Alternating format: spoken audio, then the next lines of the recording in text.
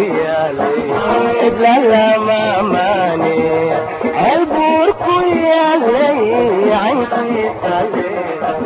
bilowgii 1900 markii Talyaanigu la wareegay gacan ku haynta magaalada Ceelbuur waxyaabaha laga mahdiyay waxa ugu weynaa dhirbeerista geed harac weyn oo sida yaaqa u balaaran kaas oo bixiya ubax aan dhab u korin oo leh midab jaalle ah oo marka dambe loogu yeeri doono Ceelbuur Kiyaale ayaana kamid ah geedka Ceelbuur Kiyaaluhu ilaa iyo hadda sida magacaba ka muuqata waxa la dhihi karaa waa midka kaliya oo aan laga heli karin meel aan ka ahayn Ceelbuur qarni ka badan geedkani wuxuu astaan lagu baadi sooco u yahay ilbaxnimada iyo xadaaradda fog ee lagu yaqaano magaalada balse ku gaar noqoshadiisa Ceelbuur ma ahan sababta qura ee magaciisa ka dhigtay mid caan baxa bilowgii 70meeyada fanaanka Salaad Maxamed Shardi oo kamid ah dadka u dhashay magaalada ayaa jeclaaday gabar ay xaafad qura iskula soo koreen haddaba si uu astaan jacayl uga dhigo aramida caashaqa ku beerma laabtiisa wuxuu kaga golaadayaa inuu bilicdeeda iyo dhaqan wanaageeda halqabsi uga dhigo magaalada waxaana heesta oo la yiraahdo Ceelbuur Kiyaale uu ku sifaynayaa baxaaliga deegaan ahaaneed iyo midka dhaqan wanaag oo ay caan ku tahay Ceelbuur nin reer waqooyi ah ayaa laga hayaa haddii aad rabto inaad bulsho meel wada fadhido aad ka ogaato midkooda ka soo jeeda Ceelbuur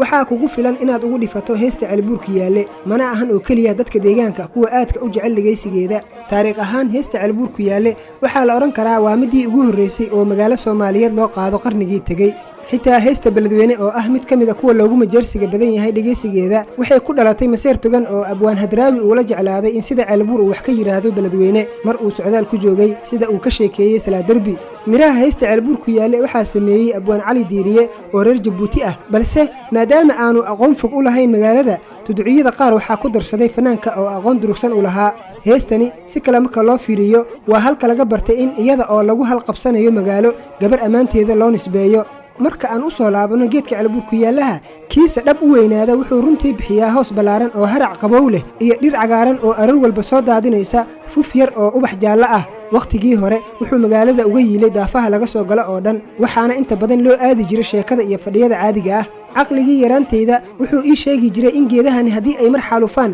aan dib dambe loo beeri karin laakiin fariimaha wanaagsan oo aan kala imid Ceelbuur waxa iigu weyn in geedaha Ceelbuur Kiyaale ay wali astaan nool u yihiin bilicda magaalada inkasta oo kuwii waaweynaa oo magaalada lagu yaqiinay ay qaarkood qalaleen kuwa kalena ay jirid go'een haddana banaanka magaalada waxaa ka baxaya dhowr iyo 10 kale oo qaarkood qurux badan guryaha qaar ayuu sida geedaha kale ee magaalada caasimadda wuxuu u yahay hoos ay hargalaan waxaana sida la ii sheegay la awoodi karaa in si caadi ah loo talaalo haddii loogu talagalo in dib loo nooleeyo kuwii waaweynaa ee jiilaal ku daba dheeraaday iyo colaad joogto ah la qalalay awgeed waxaa la awoodi karaa in sidoodii lagu soo celiyo waxaa kale oo muhiim ah in lagu xisaabtamo ilaalinta kuwa kale ee sida lagu faani karo noogu baxaya mustaqbalka waxaan jecelahay inay Ceelbuur noqoto xarunta farshaxanka fanka iyo fardoolayda geedka Ceelbuur Kiyaalana uu noqdo mid kamid ah goobaha dalxiiska loogu yimaado magaalada